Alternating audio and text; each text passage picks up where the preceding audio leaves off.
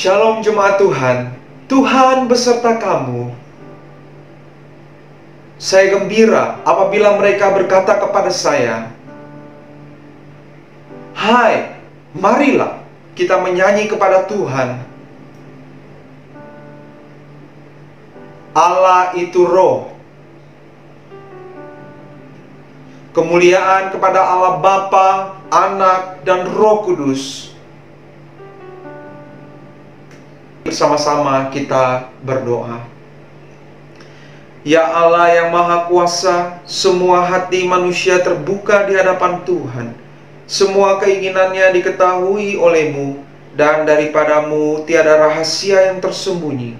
Sucikanlah niat hati kami dengan ilham Roh Kudus-Mu, supaya kami boleh mengasihi-Mu dengan sempurna dan memuliakan nama-Mu yang kudus dengan selayaknya melalui Yesus Kristus Tuhan kami. Amin. Haleluya. Mari bersama-sama kita memuji dan memuliakan nama Tuhan.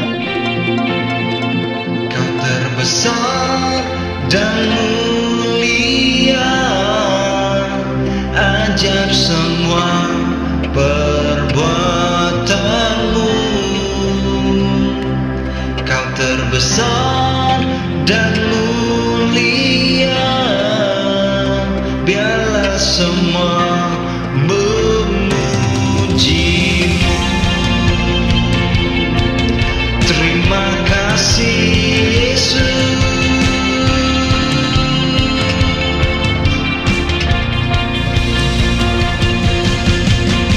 Biar segala yang bernapas memuji dan memuliakan nama Tuhan Yesus Kristus, sebab Engkau Allah yang besar, Engkau Allah yang mulia bagi kami. Haleluya. Senang hati aku memuji, senang jiwa aku bernyanyi, karena Roh-Mu ada dalamku, Tuhan.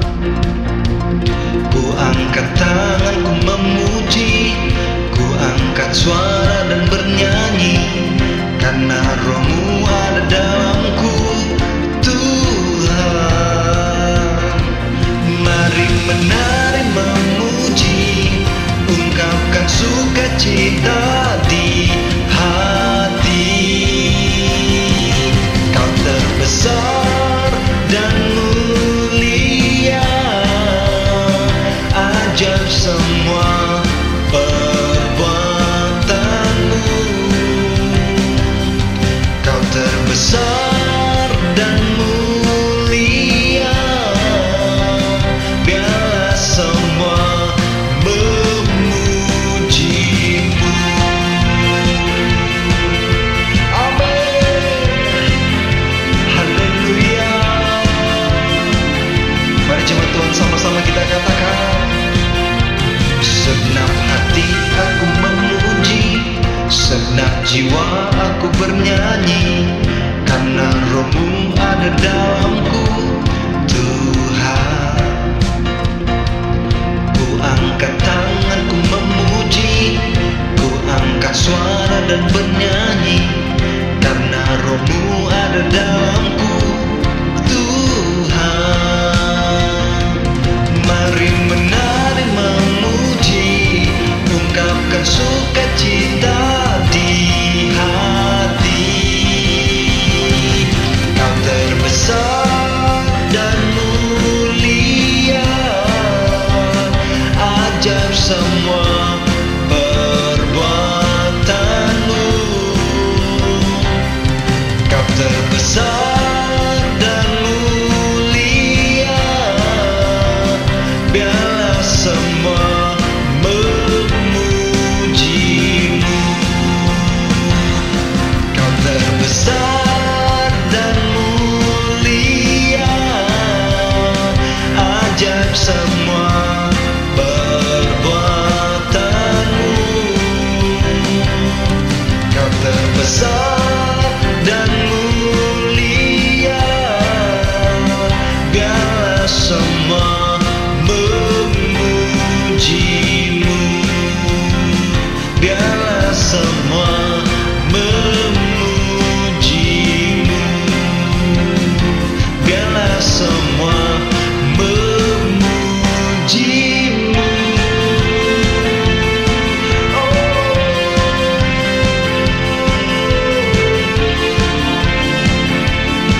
Yesus.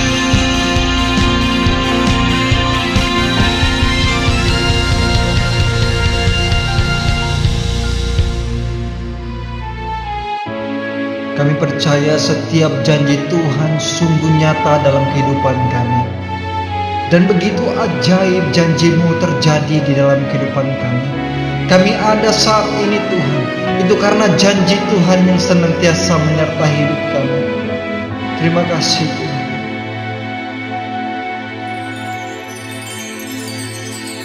Sungguh besar setiamu, Kau nyatakan bagiku. Kau Bapa yang selalu mengerti isi hatiku.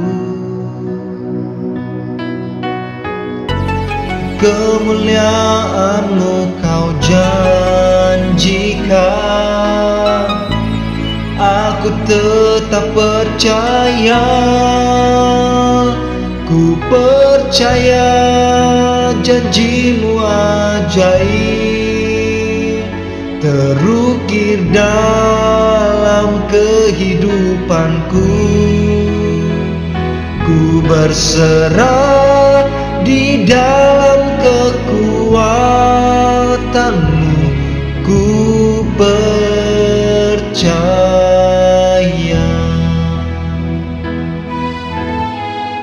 Terima kasih buat janji-Mu Tuhan, karena dalam keadaan apapun kami saat ini Tuhan, Engkau tidak pernah meninggalkan kami, bahkan janji-Mu senantiasa menyertai kami.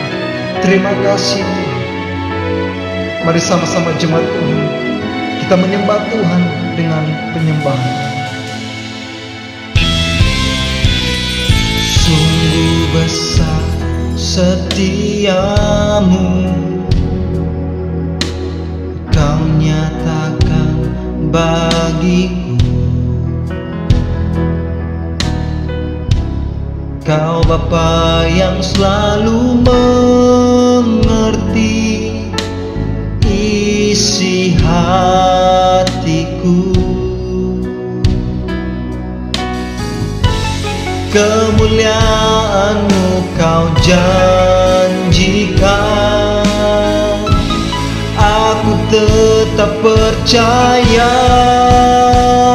Ku percaya janji-Mu ajaib terukir dalam kehidupanku. Ku berserah di dalam kekuatan-Mu, hanya Kau segalanya bagiku.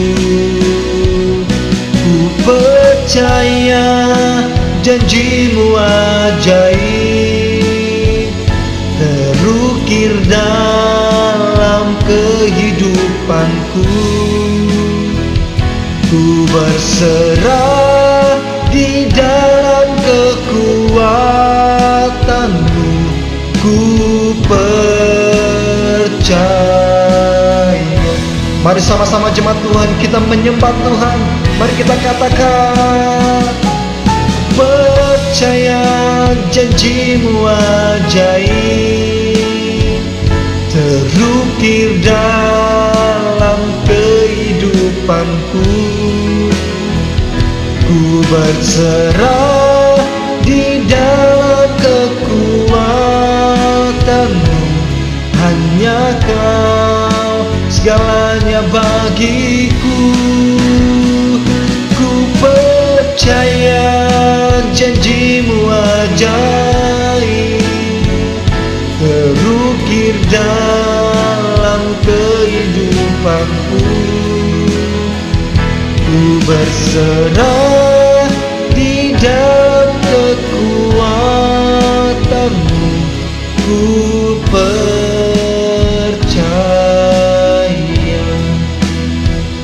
Ku berserah di dalam kekuatan-Mu, ku percaya.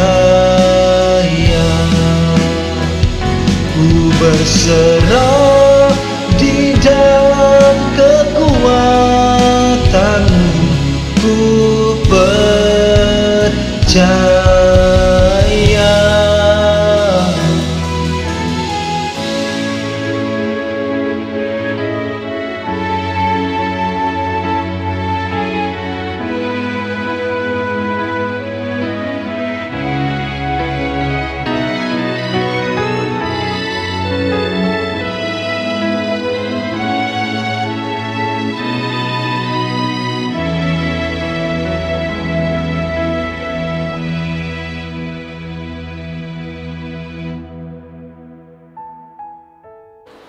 Shalom semua dari Dean kepada semua jemaat GAI di Indonesia. Sebelum saya berkhutbah, mari kita berdoa. Bapa Surgawi, terima kasih atas firman-Mu yang menguatkan kami setiap hari. Kami membutuhkan setiap firman yang keluar dari mulut Engkau, terutama pada saat yang sangat sulit ini bagi kami, untuk bangsa kami dan para pemimpin kami. Seperti yang diajarkan oleh Tuhan Yesus, bahawa manusia bukan hidup dari roti saja, tetapi dari setiap firman yang keluar dari mulut-Mu.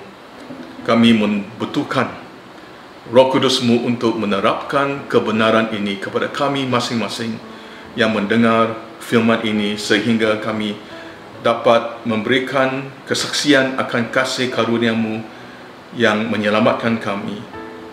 Kami minta Engkau melakukan ini dalam nama Tuhan Yesus kami berdoa. Amin.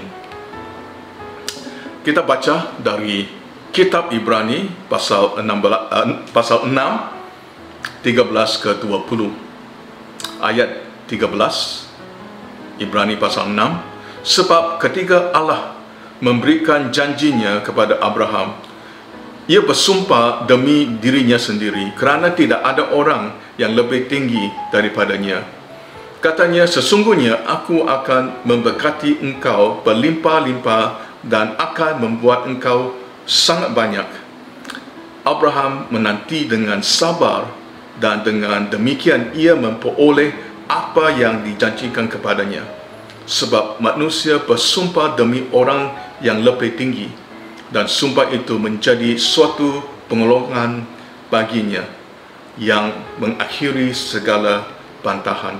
Kerana itu, untuk lebih menjanjikan mereka yang berhak menerima janji itu akan kepastian putusannya, Allah telah mengikat dirinya dengan sumpah, supaya oleh dua kenyataan yang tidak berubah-ubah, tentang mana Allah tidak mungkin berdusta, kita yang mencari perlindungan beroleh dorongan yang kuat untuk menjangkau pengharapan yang terletak di depan kita.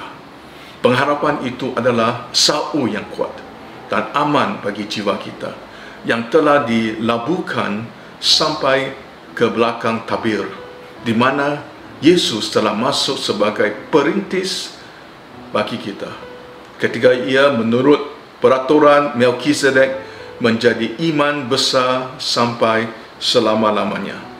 Amin.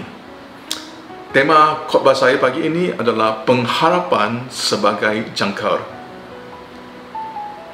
Teks pagi ini sudah dibaca di buku Ibrani pasal 6 ayat 13 ke 20. Di Ibrani pasal 6 ayat 19, harapan seorang Kristen digambarkan sebagai jangkar yang kuat dan aman. Kitab Ibrani ditulis oleh seorang pastor generasi kedua untuk jemaatnya yang semuanya adalah orang Kristen Yahudi generasi kedua. Mereka mengalami penganiayaan yang berat oleh kerana iman mereka. Berapa dari mereka ingin kembali ke agama mereka sebelumnya, iaitu Yudaisme. Buku ini ditulis untuk mendorong mereka supaya mereka dapat bertekun dalam iman mereka. Dalam Ibrani pasal 6 ayat 19, penulis kitab Ibrani berbicara tentang pengharapan Kristen yang mereka miliki dalam Tuhan Yesus Kristus. Dia menggunakan sebuah jangkar untuk menggambarkan pengharapan itu. Buku ini ditulis untuk orang Kristen yang tinggal di kota-kota dekat Laut Mediterania. Mereka terbiasa dan tahu mengenali kapal-kapal layar dan kondisi berbahaya yang mereka hadapi. Dalam badai, kapal-kapal kayu itu menghadapi angin yang keras dan ombak yang kuat. bangkai-bangkai kapal adalah hal biasa dalam zaman itu. Jadi bagi orang-orang waktu itu, jangkar adalah suatu simbol keselamatan. Kapal-kapal yang kita kenal sekarang sangat besar. Misalnya kapal kontainer, kapal tanker atau kapal pesiar. Kapal-kapal itu terbuat dari logam dan mereka memiliki mesin yang kuat. Mereka dilengkapi dengan perangkat radio dan satelit yang akan memungkinkan mereka untuk menghindari badai yang berbahaya atau mengelilingi badai itu. Pada zaman kuno tidak demikian. Kapal-kapal benar-benar tergantung pada layar dan angin. Tidak ada perangkat radio atau satelit untuk memperingatkan mereka tentang badai yang berbahaya itu. Dalam waktu yang pendek, laut yang tenang dapat berubah menjadi terbahaya oleh badai. Kapal-kapal kayu tidak memiliki kekuatan untuk menahan angin yang keras dan ombak yang kuat. Ketika kapal-kapal itu berhampiran dengan pelabuhan, dan jika badai berlanjut, kapal-kapal itu terbahaya sekali kerana ombak-ombak dan arus laut akan membawa kapal-kapal itu ke arah pantai di mana ada batu dan perairannya dangkal. Bangkai-bangkai kapal sering terjadi. Rasul Paulus menulis tentang pengalamannya di dalam Kisah Para Rasul pasal 27 ayat 13 ke 44. Dalam kondisi badai yang parah, sebuah jangkar yang baik sangat penting. Sebelum kapal-kapal ini berhampiran dengan pelabuhan, para pelaut akan menurunkan jangkar-jangkar dari kapal mereka. Para pelaut tahu bahawa ada berapa tempat buruk untuk menurunkan jangkar-jangkar mereka. Misalnya, mereka tidak akan menurunkan jangkar-jangkar di dasar laut berpasir.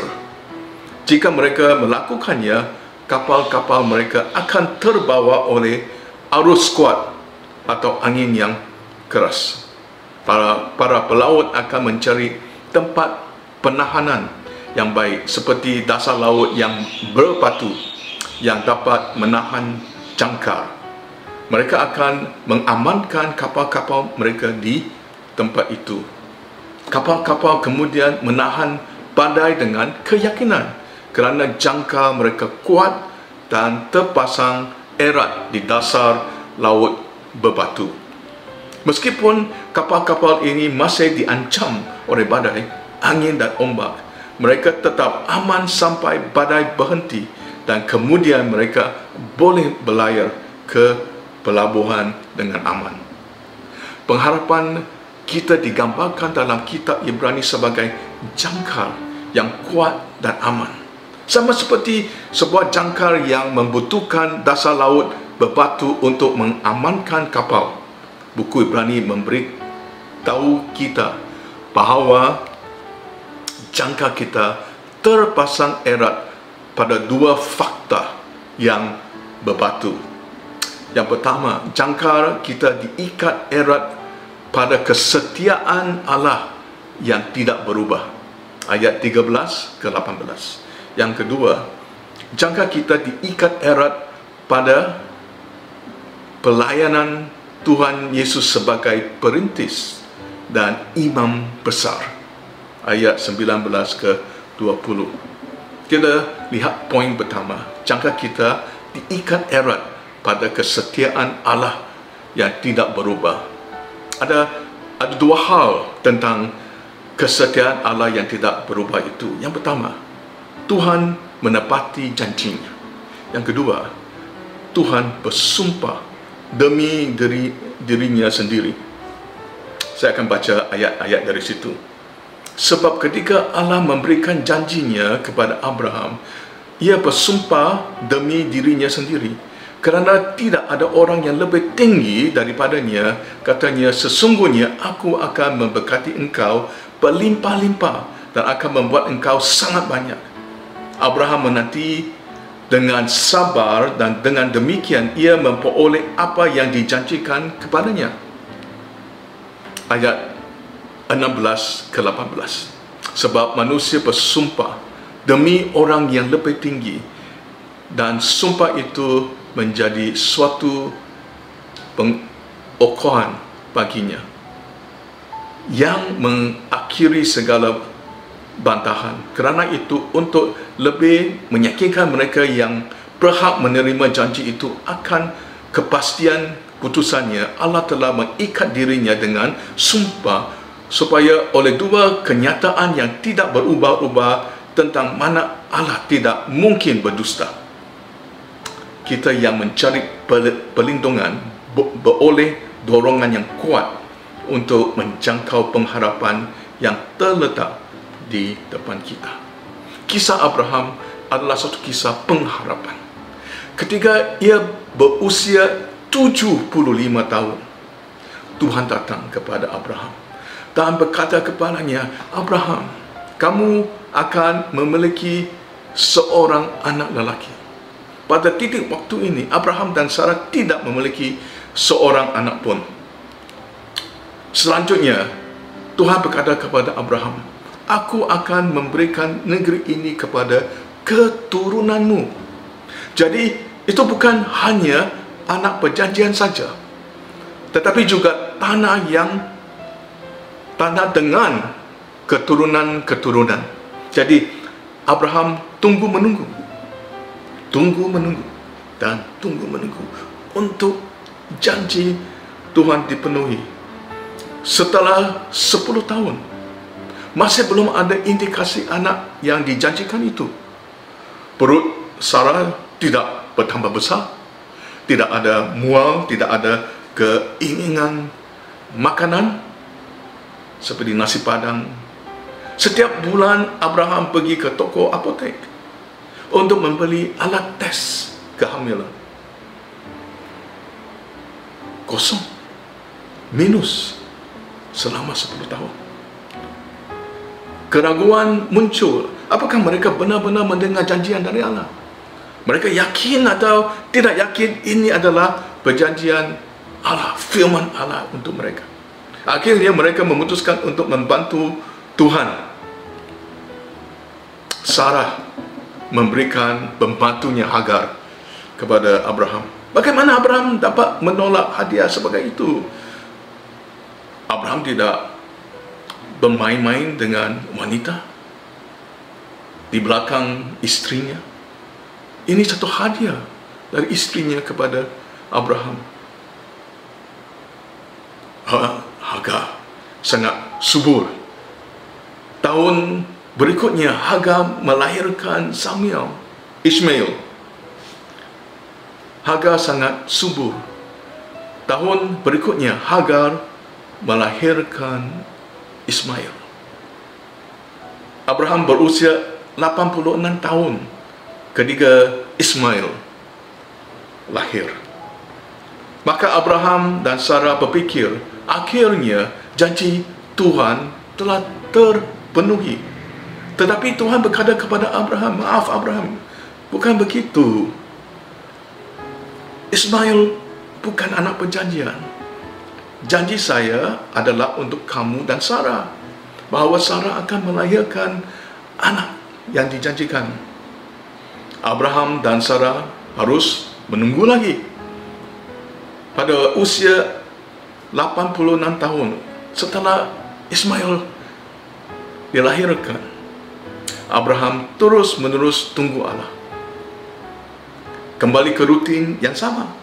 Setiap bulan pergi ke toko apotek, beli alat tes kehamilan. Kosong lagi, minus lagi. Tetapi sekarang Abraham bersabar menunggu Tuhan. Abraham menunggu dan menunggu dan menunggu lagi. Berapa lama? 13 tahun. Akhirnya, ketika Abraham berusia 99 tahun, setelah menunggu 24 tahun, Tuhan kemudian datang kepada Abraham dan berkata kepada Abraham, namamu bukan lagi Abram, melainkan Abraham, kerana engkau telah ku tetapkan menjadi bapa sejumlah besar bangsaku, akan membuat engkau beranak cucu sangat banyak. Engkau akan ku buat menjadi bangsa-bangsa, dan daripadamu akan berasal raja-raja.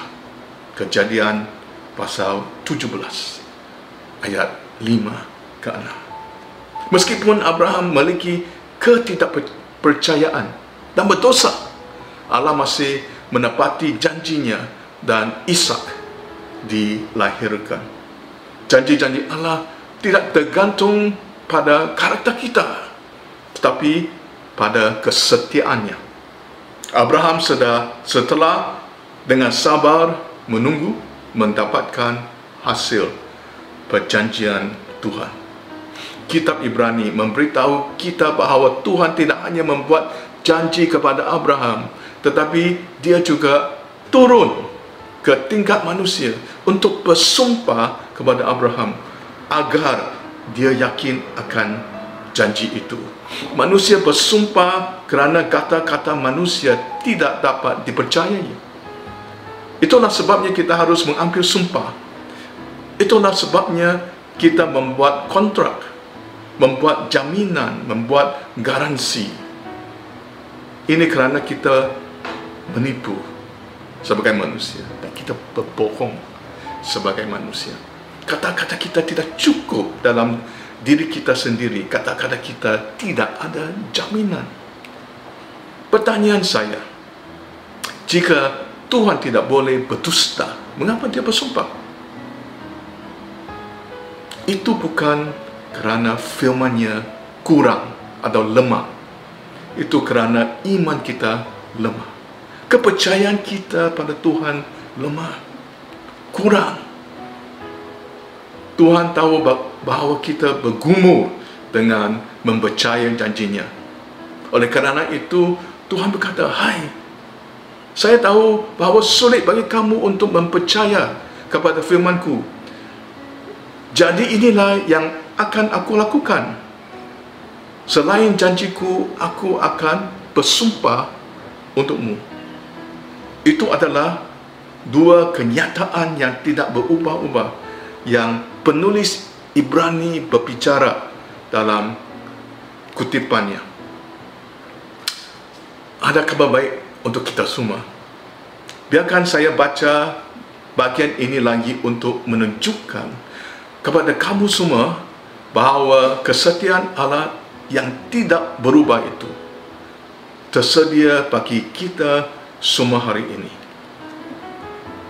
Di ayat 17 ke 18. Kerana itu, untuk lebih meyakinkan mereka yang berhak menerima janji itu.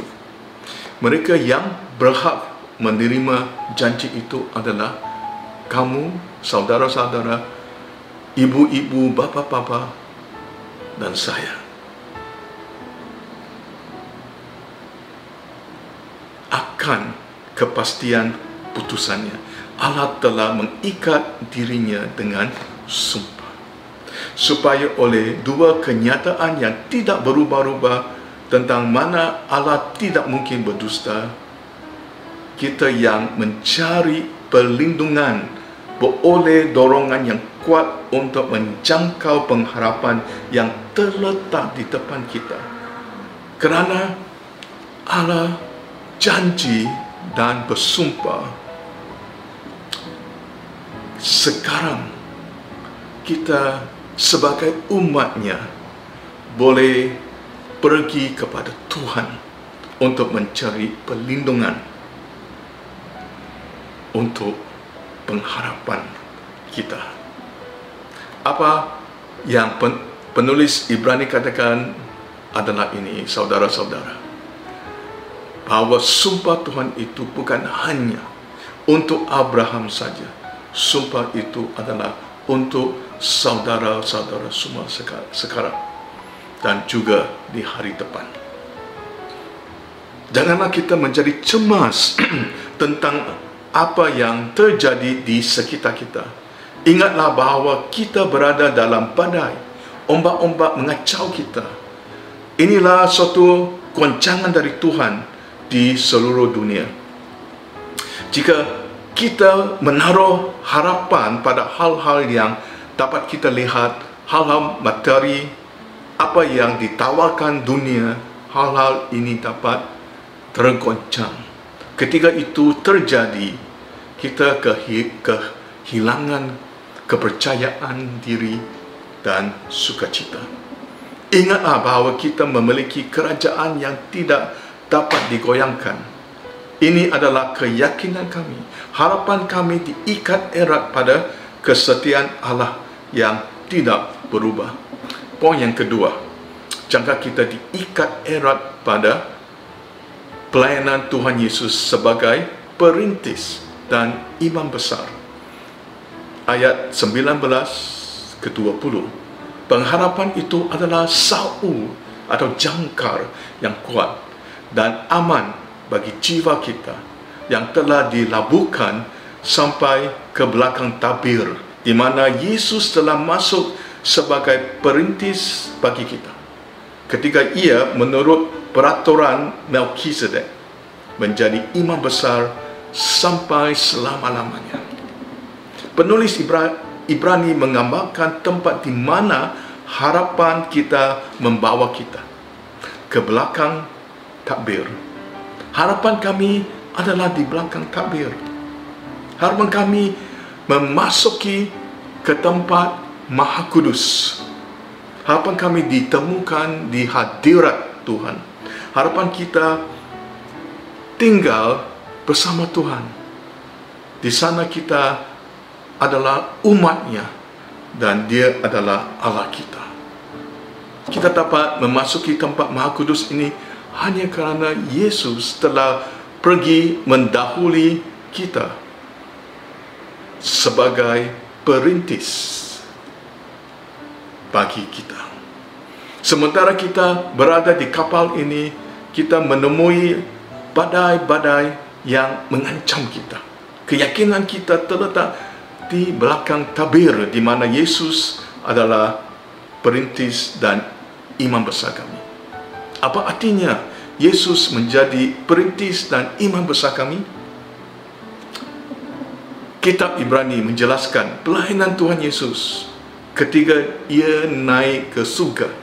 Keempat Injil di Alkitab menceritakan tentang pelayanan Yesus di bumi. Kitab Ibrani menceritakan tentang pelayanan Yesus di surga sebagai perintis kita. Apa artinya Yesus sebagai perintis kita yang telah mendahului kita? Seorang perintis dalam kata Ibrani maknanya adalah seorang prajurit di tentara yang melakukan tugas pendahuluan. Seorang perintis maju untuk mensurvey lokasi dan menunjuk orang lain untuk mengikutnya.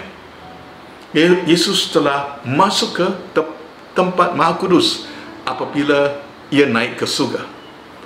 Di situlah kita dapat melarikan diri kepada Allah untuk perlindungan. Ayat 18. Ini kerana Tuhan Yesus yang dapat memberi kita harapan. Tuhan Yesus adalah tempat perlindungan kita. Tuhan Yesus juga adalah imam besar kita. Apakah artinya Yesus menjadi imam besar kita? Maknanya adalah Tuhan Yesus sentiasa berdoa untuk kita. Bahkan jika kita menjadi lelah dalam doa-doa kita, dan bahkan mungkin kita menghentikan doa kita dalam keputusasaan, Tuhan Yesus tidak akan menjadi lelah atau putus asa. Dia adalah Tuhan yang paling tepat untuk menjadi imam besar kami, kerana dia telah memasuki kehidupan manusia dan mengetahui semua kelemahan kita. godaan kita. Tidak ada yang lain daripada dia yang dapat disentuh dengan kelemahan kita. Dan dia selalu tergerak dengan belas kasihan untuk kita. Di surga, dia tidak meluputkan kita. Dia memperhatikan kita dan dia berdoa untuk kita. Mari kita kembali ke gambar jangkar. Saudara-saudara tidak perlu jangka untuk laut yang tenang. Semakin buruk cuaca, semakin penting jangkar untuk kita. Kerana Tuhan Yesus adalah imam besar kita selamanya, harapan kita teguh, aman dan tidak berubah. Kita menjalani hidup kita dengan penuh keyakinan kerana harapan kita ada di belakang tabir bersama Tuhan. Tuhan tidak berjanji bahawa hidup kita akan bebas dari rintangan, masalah, krisis dan kesulitan. Kita berada dalam badai bersama-sama dengan setiap orang di bumi ini. Apakah bedanya? Bagi kita sebagai umatnya, Tuhan akan menggunakan rintangan dan tantangan dalam kehidupan kita untuk memenuhi tujuan yang telah Ia rencanakan untuk kehidupan kita. Setiap masalah, setiap krisis, setiap kesulitan, setiap kemunduran dan setiap kesedihan akan berbalik untuk membawa terobosan dan berkat dari Tuhan. Tuhan Yesus memberi kita harapan sebagai jangkar bagi jiwa kita sehingga kita dapat hidup tanpa rasa takut, cemas, khawatir atau putus asa. Kita harus percaya pada janji-janji yang tidak berubah dari Tuhan dan bukan pada diri kita sendiri. Ini adalah keyakinan kita. Pengharapan kita diikat erat pada pelayanan Tuhan Yesus sebagai perintis dan iman besar kami. Penutupan, jangkar kita terpasang erat pada dua fakta yang berbatu. Yang pertama, jangkar kita diikat erat pada kesetiaan Allah yang tidak berubah. Jangkar kita diikat pada pelayanan Tuhan Yesus sebagai perintis dan imam besar. Saya tutup dengan satu ayat dari 1 Petrus pasal 3 ayat 15. Tetapi kuduskanlah Kristus di dalam hatimu sebagai Tuhan dan siap sedialah pada segala waktu untuk memberi pertanggungan jawab kepada setiap-tiap orang yang meminta pertanggungan jawab dari kamu dengan tentang pengharapan yang ada padamu, tetapi haruslah dengan lemah lembut dan hormat. Pengharapan kita menjadi saksi Tuhan di dunia ini. Di bahagian lain dari kekaisaran Romawi, di kota-kota dekat Laut Hitam, Rasul Petrus menulis surat kepada orang-orang Kristen di sana yang juga mengalami penganiayaan. Ketika orang-orang bukan Kristen melihat harapan orang-orang Kristen itu di tengah-tengah penderitaan mereka, mereka mulai bertanya, apakah yang orang Kristen miliki yang mereka tidak ada? Itu menjadi satu saksi untuk orang-orang bukan Kristen. Harapan orang Kristen. Harapan kita adalah saksi bagi dunia. Salam damai sejahtera kepada kita semua dan terima kasih karena Anda terus setia mengikuti ibadah online. Dan bagi Anda yang baru bergabung dengan kami mengucapkan selamat bergabung dan kiranya melalui ibadah online ini Anda semua diberkati Tuhan. Sebelum saya menyampaikan pengumuman, saya ingin mengucapkan selamat Hari Ayah kepada semua kaum bapa dimanapun Anda berada. Teruslah menjadi inspirasi bagi anak-anak Anda dan menjadi imam atas keluarga Anda yang membawa keluarga semakin mendekat kepada Tuhan. Kiranya Tuhan memberkati semua kaum bapa dimanapun Anda berada saat ini, dan biarlah hidup Anda akan terus menjadi berkat bagi keluarga dan bagi sesama. Jemaat Tuhan terkasih, di sini ada beberapa pengumuman yang ingin saya sampaikan. Yang pertama adalah mengenai persekutuan doa yang kita adakan secara online melalui aplikasi via Zoom, di mana Anda dapat melihat di layar Anda setiap hari Selasa pukul 8 malam waktu Indonesia Tengah, di mana ID-nya juga tertera di layar Anda. Saya mendorong jemaat Tuhan, mari kita bersama-sama dengan semangat untuk mengikuti persekutuan doa ini. Pengumuman yang kedua adalah mengenai persembahan, di mana jemaat Tuhan yang rindu memberikan persembahan, Anda boleh mengirimnya melalui via transfer di rekening gereja yang tertera di layar Anda, baik yang ada untuk wilayah Tarakan dan Samarinda maupun untuk wilayah Nunukan.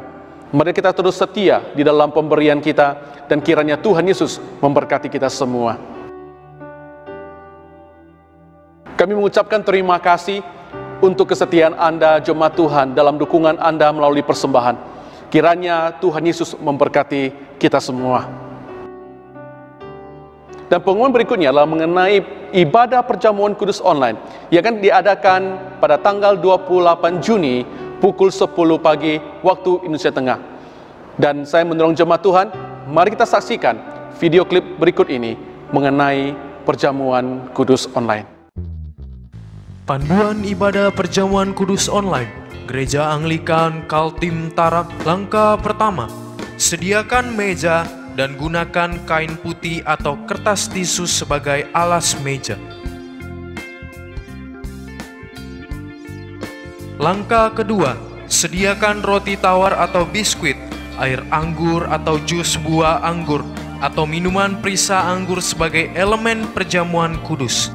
Letakkan semua elemen tersebut di atas meja yang telah disediakan. Silakan ikuti doa pengudusan sampai pendeta mengatakan, "Tubuh dan darah Tuhan kita Yesus Kristus memelihara kamu dalam kehidupan kekal." Langkah keempat, ketua keluarga dengan tangan yang telah dibersihkan dengan cairan pembersih tangan memberikan roti dan air anggur kepada anggota keluarga yang bisa menerima perjamuan kudus. Kelima, ketua keluarga dapat mendoakan anggota-anggota keluarga lainnya. Dan yang terakhir, bersama-sama berdoa mengikuti liturgi ibadah perjamuan kudus online sampai selesai. Saya mendorong jemaat Tuhan untuk semua dapat mengikutinya dan mempersiapkan hati Anda dan juga mempersiapkan semua elemen-elemen yang diperlukan untuk mengikuti ibadah perjamuan kudus online ini. Mari jemaat Tuhan, kita bersama-sama memperingati akan pengorbanan Yesus Kristus bagi kita semua. Demikianlah pengumuman kita pada hari ini. Kiranya Tuhan Yesus memberkati kita semua, dan sampai jumpa lagi di program dan ibadah berikutnya. Shalom. Mari jemaat Tuhan, dengan iman, arahkanlah hati dan pikiranmu, dan terimalah berkat daripada Tuhan Allah kita. Damai sejahtera Allah yang melampaui segala akal, memelihara hati dan pikiranmu, di dalam pengetahuan dan kasih Allah, dan di dalam anaknya, Yesus Kristus Tuhan kita. Dan berkat Allah yang Maha Kuasa, Bapa, Anak, dan Roh Kudus, menyertai dan bersama dengan Anda senantiasa. Amin.